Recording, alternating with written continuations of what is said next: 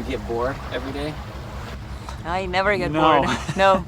No, we don't. It's Boredom is something we haven't experienced in a while. Yeah, it's never a dull moment.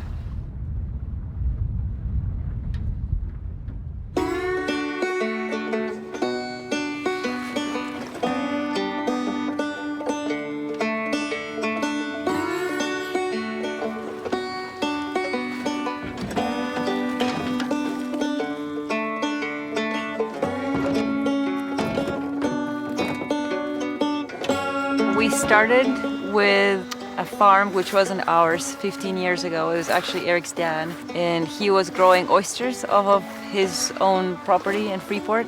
At the time we were working office jobs in Boston, and we were coming up on weekends to help. Once we decided we wanted to move out of Boston and raise a family, we decided to come to live in Freeport with the idea that we would start our own farm here. Was it something that your dad had been doing kind of as a full-time business, or is this something that he did on the side, or how did that It was work? something on the side. It was a post-career kind of hobby. He wanted to start a full oyster business. That was in the mid-90s.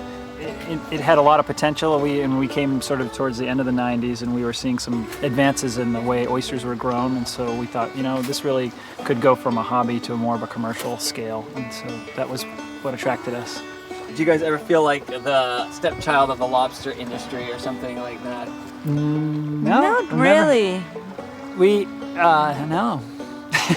No. We use a lot of the same technologies as those guys. We use the winches, the Davies, so we're lucky that those guys, developed the way they did, because it makes equipment easier to find. But it's a different industry altogether. We feel like it's a complement to lobstering. It's something else that can happen on the water. Growing oysters in Maine, there are certain advantages that we have. Probably the most important is that the water in Maine is extremely clean. We have a great reputation for a clean environment in Maine, and the oysters, being filter feeders, they benefit from filtering clean water, and it's cold water too. So oysters here, they grow a little bit more slowly, but they also take on a lot of flavor.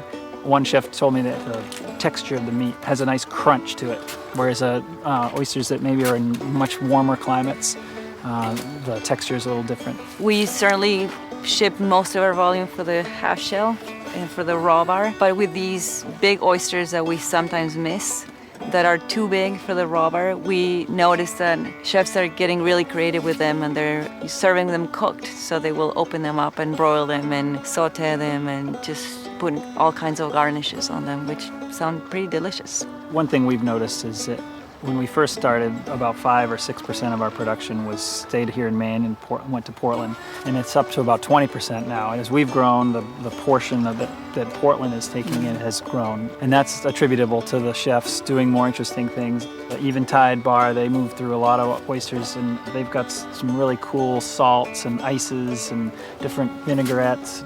I think chefs, as I say, as the supply is firm, then I think they'll have the ability to continue to innovate and make oysters attractive for years to come.